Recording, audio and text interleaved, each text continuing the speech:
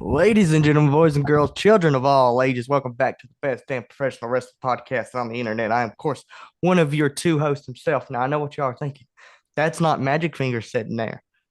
That is that guy, and I'll get into that in a second. But you were talking to Odin's greatest creation, the gift to this generation, Mr. Perfection himself, Lakota Carter. And I'm finally sitting down with a man who we have tried to schedule and negotiate. It's like negotiating a new contract with Roman Reigns to get this man to show up. But he is a very busy man. This guy has been my best friend for God almost 2 decades now, which is crazy to sit here and think about. For 2 decades, he's put up with my dumb ass, and I've done the same thing. And ladies and gentlemen, I want to introduce that guy, Nathan Lust, to the podcast. Man, how you doing? You looking good? Yeah, I'm doing all right. I got the night off, so I can't complain. Oh man, that so like that's the weird thing. We've been trying to do this for months. And Magic Fingers will be back on Saturday. But he's working right now. He's off for the next 4 days. Um, man, just talk about as an introduction. How long have you been watching wrestling, and what about wrestling makes you love wrestling? Gosh, I was thinking about this the other day in the car when I was just driving around, like how Yeah. long I've like really been watching, Mm-hmm. and like it's been like at least 15 plus now. Yeah, it's getting close to 20 years for me. So, Yeah. which is crazy to think about because I can remember the first episode I tuned into. And for those who don't know, he's the one that introduced me into wrestling. Um, we were in third grade and he walked up to me and we had been like friends, but we weren't like really close friends yet. And he goes, "Hey," and you just you had to know him when he was younger. He's got more of a professional dialect now, but we both grew up in a holler. So he was real hick. He said, "Hey man," he goes, "You ever watch WWE?" And I go, "What is that?" And he goes, "I don't have time to explain it. Just go home tonight at 8 o'clock and turn on your TV." And it was a Monday. And from that moment, I was hooked. But I wanted to talk to you about the current product because you're a guy who doesn't get to watch the current product on a weekly basis, but you catch the highlights and stuff. Yeah. Um, how you feeling about the current product, man? Which company we talking about? All of them. Well, I'm really enjoying AEW. Yeah, I I'm mean really that. enjoying their product, Yeah, but WWE, eh. It's kind of it's very hit or miss. I'll yes. just say that. Hmm. And perfect example of that was WrestleMania weekend, Yeah, where legit hit and miss because not one was just a dumpster fire. Then you get to it was. night two, and it's like, okay, this is WrestleMania. Like, okay, Yeah, and so the current product for me, and like I'm very condescending, like very open minded. I think they go through rough patches every couple of years, and I think that's what we're in now. Every company goes through a rough patch. AEW went through it in the pandemic. Their product during the pandemic was ass. Like it was really bad. The only good thing that they had during the pandemic was Brody Lee showed up, and yeah, it was really good. Matt Hardy showed up and stuff. Every company goes through a dark space, and I see all this hate online for WWE. I don't think their product is dog shit. I think SmackDown is the worst thing of the week. I don't watch TNA anymore. The only reason I watch TNA is Ricky Sosa and BDE. TNA is just kind of like um, not interesting to me, and I don't know why. But with these latest string of releases, and I know some of these names. Have you kept up with the names that got released? I've seen a few of them, but I'm sure a lot of it will come back to memory because I remember looking up like everything when like the news first dropped. Everyone with the biggest being Xavier and Kofi. Yeah. I mean, I found that out like last week during our podcast. Drew was like, "Yeah, the Tyler Perry boys are gone." And I almost had a fucking mental breakdown. Like I was sitting here in my chair, I'm using my wife's chair now. That's why I'm like a lot shorter. Um but I remember sitting here and I'm like, "Oh my God." Because JC Mateo, what a lot of people don't understand is JC Mateo and Tonga Loa or whoever, whatever, Sons of Tonga, um, their contracts just ran out and they chose not to renew, which was smart on their part. And the same thing happened with Kofi and Xavier. A lot of people are saying, "Oh, they were fired." No, they weren't fired. Um, they just They chose. just chose to get out from that mess. And Yeah, and I don't think it's necessarily a mess, but I think it's a problem, and the problem is yeah. TKO. I think the Hmm. TKO is the biggest problem that WWE has right now. Is it smart Yeah. business wise? Hell yeah, make all the money you can, but fan service wise, it's not good. Yeah, because they really hit a gold mine whenever they had Jeff Cobb show up. Yes, Like they had a daggone gold mine and they fumbled it horribly. yes, very, very, very, very badly. And it's not that his gimmick was bad. I even warmed up to the name. I thought the name Yeah. JC Mateo fit him very well. Yeah, because like we kind of got to a point where it's like, okay, we got a new name, but like eventually it can grow on you. Because I remember I hated Gunther for a really long time, And now but I don't call him Walter. I can't call him Walter. yeah. He's So like goofy. I've accepted that the name change will grow on me at some point, but Yeah, I mean, and that's the thing, and that's what concerns me. We're big New Japan guys. We love mhm. our New Japan. Um, they got evil Yeah, just last week, and that's we talked about that last week on the actual episode. This will go out as a special episode because he's that guy. He's important. Um, but I feel like I don't want them to fuck up evil. You know what I'm saying? And yeah, I feel like he's just gonna be another Shinsuke Nakamura yeah, in a way. Now, one person I do think that they're gonna fucking just put a rocket on his back, and they changed his name. I don't know what his name is now, but I will forever call him Will Cruz. Um, that dude is a fucking mega star, and I don't think they fumbled the bag because the last Progress champion they had was Gunther, and Gunther's a mainstay on the main roster, and Will Cruz is one of the best independent wrestlers in the world. If you guys don't know who Will Cruz is, just look his stuff up. Dude has a song like it's very rare to show up on NXT and people know who you are immediately. They knew who he was immediately. Will Cruz, he'll body slam your dad. They were doing that when he, attacked Tony D'Angelo this past week, which was awesome. He's got a new name. I had to go back on the clip and look at it, but I don't know, man. All these releases, you got people like Aleister Black. yeah. Who like literally like what was it, about a year ago or something like that first came back, Almost to the something day. like that. Yeah. Yeah. And it was weird because we've always been Alistair fans. We've always been, Hmm. I think his NXT work is something special. Hmm. His work with Velveteen Dream is one of my favorite things NXT's ever done. Um, you I know, gotta say that's probably my biggest gripe with the company right now mm, is that all like the black and gold guys who could go and work any day of the week, they don't yeah, do nothing with. yeah.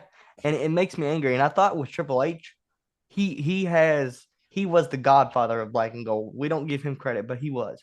Um, and I thought, oh my God, these guys are finally going to get their chance.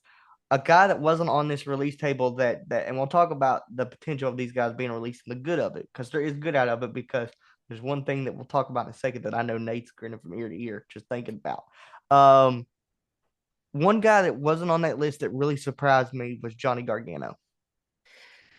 Yeah, that was kind of a shocker for me too. I figured he'd go too.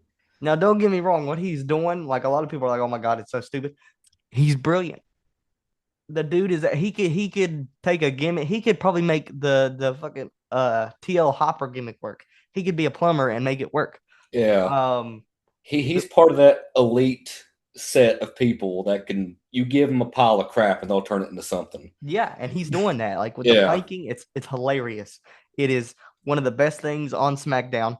Um, but the potential that I want to talk about for a second, guys, we finally had the potential to have the Young Bucks versus the New Day. dude. Mm, mm. Dude, Folks, something else I seen that I've been thinking about constantly is Kofi versus Osprey. uh, folks, folks, there is, there is, you know, I don't care what you believe, but when you sit here and think about that, you really think there is a God in the universe because he's listening. He's going, I got to fix this shit. Because if you think I'm the biggest Osprey dick rider on the planet, Meet number two. The dude is the best wrestler in the world. There's Hmm. nobody better than Will Ospreay, and the potential. And Kofi is so underrated. He falls in Hmm. that same category for me as a Shelton Benjamin. That he's so good and he's so underrated, but he's older, so you kind of forget how good he actually is because he doesn't get enough time on TV. Now that's another thing that I don't know if you heard. They let all these people go because of age. But yet your former world champion, the best in the world, was 47 years old, almost 50 years old. He lost it at Mania in an incredible Mania main event, by the way, to a 41-year-old Roman Reigns. One half of your SmackDown Tag Team champions is a 54-year-old R-Truth. I'm all for you guys making room for new talent because Ethan Page, we love you. Hmm. Welcome to the main roster. My boy Ricky Saints, welcome to the main roster. I get it. But when you have these guys who are so talented, this is what makes me so mad because you have people like Aleister Black who will go back to AEW and will do great things. And you have people like the New Day who, fuck, they could go over anywhere they wanted to. And that's something that AEW desperately needs. Their tag team division is a mess. So Yeah. if you can put the New Day in there with oh my god, the Don Callis family. Oh my god, because Xavier Woods is, I'm gonna say it, he's the best wrestler out of the New Day. I've said that for Hmm. years. As much as I love Kofi, Xavier is just, oh my god, Consequence Creed TNA. oh my gosh. The question is, that's my question to you. You're an old head like me, so you knew that Consequence Creed was his name before WWE. Do you think he'll go back to Consequence Creed, or you think he'll just go by Austin Creed? See, I was thinking about that, and I was thinking, if not, I was thinking probably just go by Creed or something, because that's kind of like a trend you see with some guys that get released. They'll just do like the whole one name thing or whatever. And I'm fine with that. I'm Yeah. completely fine with that. But Tony Khan, if you're listening, you absolute fucking mark, you goofball, please, for the love of God, put Xavier Woods in the ring with Kyle Fletcher. Mm-hmm. Gosh, just the Mm-hmm. potential that we have for all these guys to be released. Dude, we could move Mark Davis. He almost killed Will Ospreay the other week, which I'm not okay with. We could have the potential to have the United Empire back together. And we're big United Empire fans, bro. Mm-hmm. The fact that we could have the United Empire versus the New Day versus the Young Bucks versus FTR. Oh my god, Book that for All In. brother. Oh my gosh. Um, but yeah, man, I just like it's weird to me because you let these guys go, right? Like now it's Black, who honestly, I thought they were gonna push him to the moon because he beat Randy Orton like 2 weeks Yeah. before he got released. And I want to ask your opinion on somebody who is relatively hated on this podcast, and that's Cody Rhodes. Uh, like me and you was talking about that one day. He's a marketable champion. Yes, He's the new John Cena basically for the little kids. So you know, get them merch sales up. It's all I can. get It's the like merch it's like sales up. it's like I think Triple H or whoever's running whatever Triple H, TKO, whoever. I think they're seeing the creative the same way Vince seen Cena back in the day, and that's just straight dollar signs. Yeah, You see these little kids buying the armbands, buying the whole hats, and doing the whole.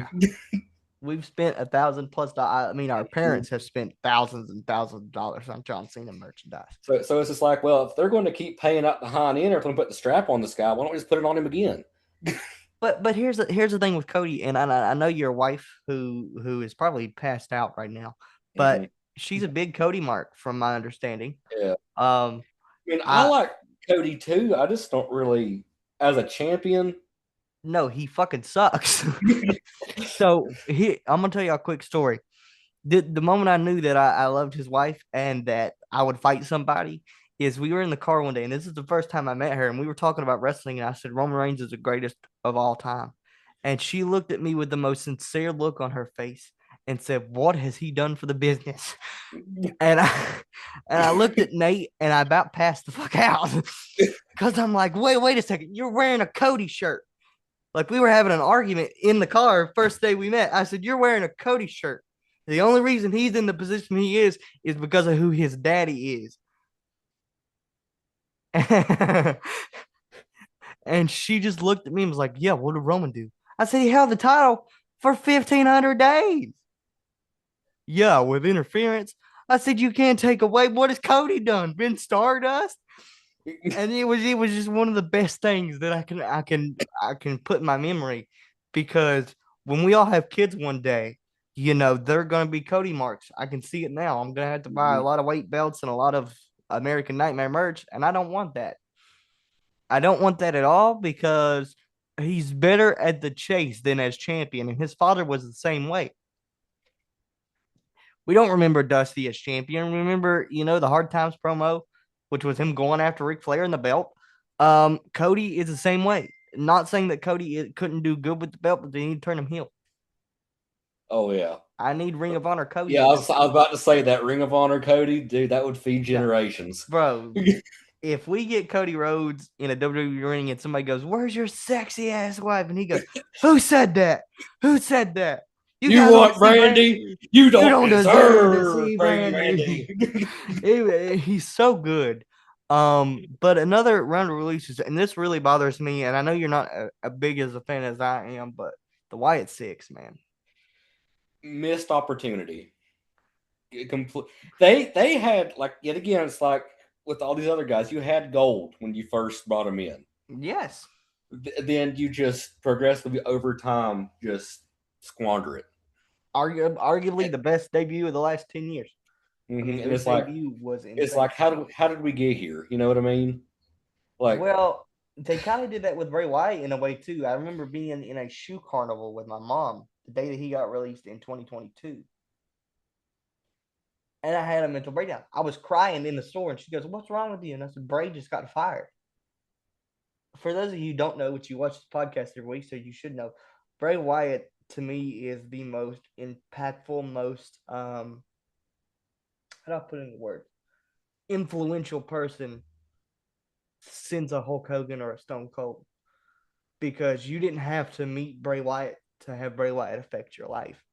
Um, Bray was the most creative mind in professional wrestling history. He was the most creative character of all time. I know a lot of people are going to come at me about The Undertaker. Undertaker sucked in the ring. Let's be honest here. He fucking sucked. His best matches were with people that just beat the shit out of him. Let's be honest. I mean, he's the greatest, I guess, aura farmed, respect to The Undertaker. But in terms of character, Bray Wyatt brought something in The Fiend that will never be replicated again. And then he lost to Bill fucking Goldberg at Super Showdown. So this release window to me is very upsetting. I hope they go to AEW, and I hope, because they can say, "Oh, well, you own the Bray Wyatt name, but you don't own fucking Wyndham Rotunda, bitch." Now we're gonna show you what you should have done with us. It irritates me, man. It really does, because you just took a big giant shit on Bray Wyatt's legacy, yeah.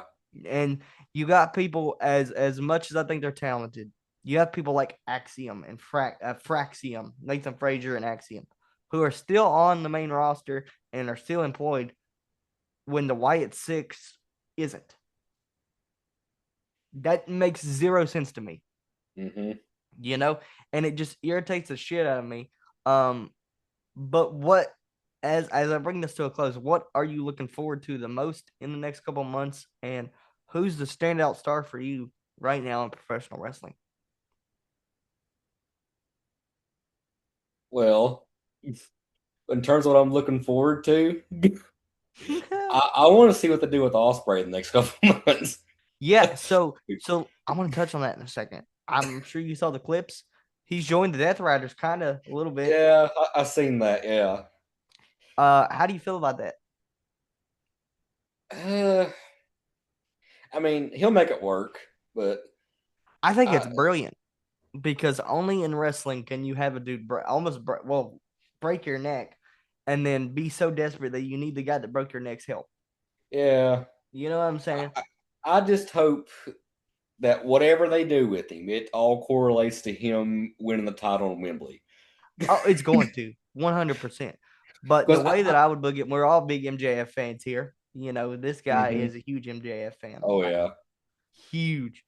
I need him to not be near that world title for a while, and I need Kenny to get it off of Darby, and I need Kenny versus Osprey at Wembley. If not that, maybe Okada can do it. Oh my! Make it a triple threat. Make it Kenny, Okada, and Osprey. Mm-hmm. But I want to talk about, to bring this episode to a close, I want to talk about the AEW World Champion because this man is a fucking psychopath. Mm-hmm.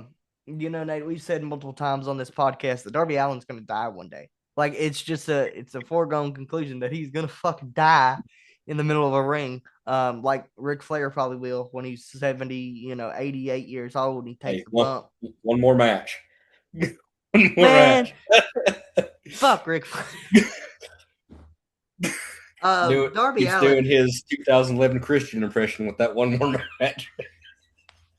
So I keep wondering, but you keep bringing up talking points. I watched the Hulk Hogan documentary on Netflix. Mm-hmm. I want to say that I apologize for every negative thing I've said about Hulk Hogan. I still think he's a piece of shit. But man, it was just sad. It's sad because, you know, you can't deny his impact. Still a piece of shit human being. I want to preface that. Terry Bollea is a piece of shit. I